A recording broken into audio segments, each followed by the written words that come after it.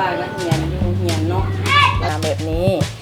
มาเดี๋ยวนี้ได้รับการช่วยเหลือปรับปรุงห้องมาเรียนอยู่ที่นี่ 아이들의 긍정적인 에너지가 느껴지는 것 같습니다.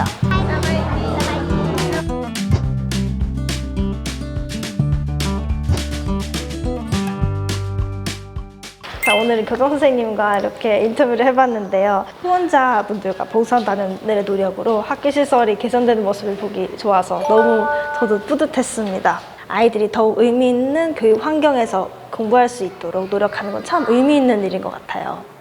อาจารย์เป็นยังไงบ้างคะ อาจารย์มีความรู้สึกประทับใจและดีใจหลายที่มีการพัฒนาดีขึ้นแล้วก็ที่ว่าเห็นความเอาใจใส่ความพยายามเฮ็ดเวียกของจิตอาสาด้วยความดุมันแล้วก็ห้าวหันที่นำพานักเรียนมีกิจกรรมต่างๆมีการพัฒนาทุกด้านถือว่ามีการปรับปรุงหลายดีขึ้น 저는 폰숙초가 라오스에서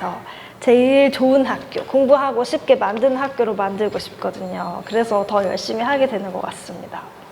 ข้าพเจ้าคิดว่าการพัฒนาการปรับปรุงที่ว่าโรงเรียนประถมพนสูของพวกเราได้มีการพัฒนาหลายอย่างปรับปรุงหลายอย่างดีขึ้นแล้วก็คิดว่าอยากปรับปรุงอีกไหมที่ว่าเป็นให้โรงเรียนของพวกเราดีที่สุดแล้วก็ดีขึ้นกว่าเก่าและที่ว่าเดินทางต่อหน้าห้องเรียนเนาะที่ว่าอยากมีการพัฒนาปูเบตงขึ้นมาเพื่อว่าจะบ่ให้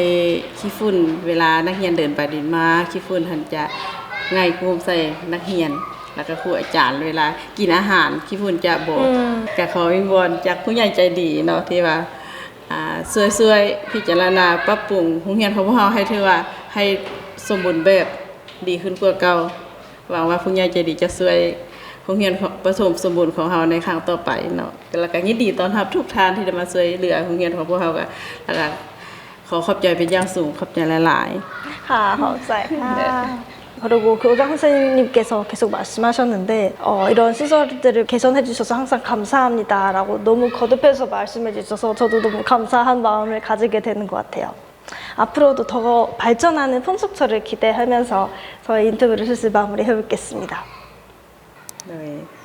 ข้าพเจ้าเนาะอาจารย์สุขศรีดาวงศ์ในนามผู้อำนวยการโรงเรียนประถมพนสูพร้อมด้วยครูอาจารย์และน้องน้อยนักเรียนทั้งหมดตลอดฮอดชาวบ้านพนสูมีความรู้สึกประทับใจแล้วก็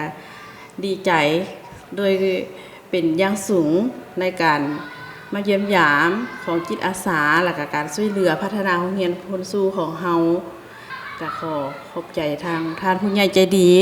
จากประเทศสสเกาหลีแล้วก็ที่ให้ทุนสนับสนุนช่วยเหลือเป็นน้ำจิตน้ำใจแล้วก็ขอ